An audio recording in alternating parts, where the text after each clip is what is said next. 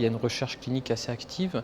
Tout d'abord, il y a des essais qui visent à améliorer le traitement d'induction, ce qui est très important puisqu'on sait qu'avoir une très bonne réponse à l'induction permet souvent d'avoir des rémissions plus longues. Et on vient d'avoir les résultats d'une grande étude menée par le groupe français qui comparait l'association Velcade-thalidomide dexaméthasone à l'association Velcade-thalidomide dexaméthasone et la nouvelle famille des anticorps monoclonaux anti-CD38, en l'occurrence le daratumumab.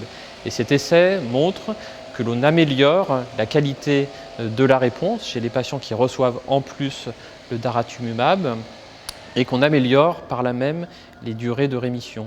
Et on a également des essais en cours qui visent à remplacer le bortezomib, donc le Velcade, par un nouvel inhibiteur du protéasome qui est le carfilzomib.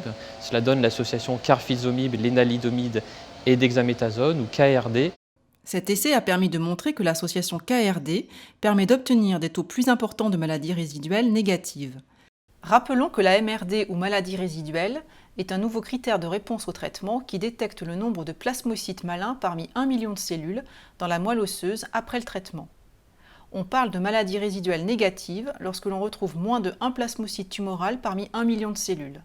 Il s'agit du critère le plus puissant pour prédire la rémission ou la rechute après le traitement.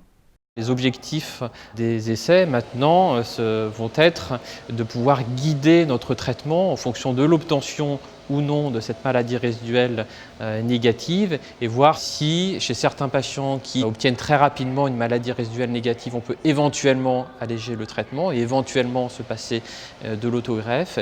Et à l'inverse, les patients qui ne vont pas obtenir aussi rapidement la maladie résiduelle négative, peut-être que ce seront les patients qui nécessiteront un peu plus de traitement.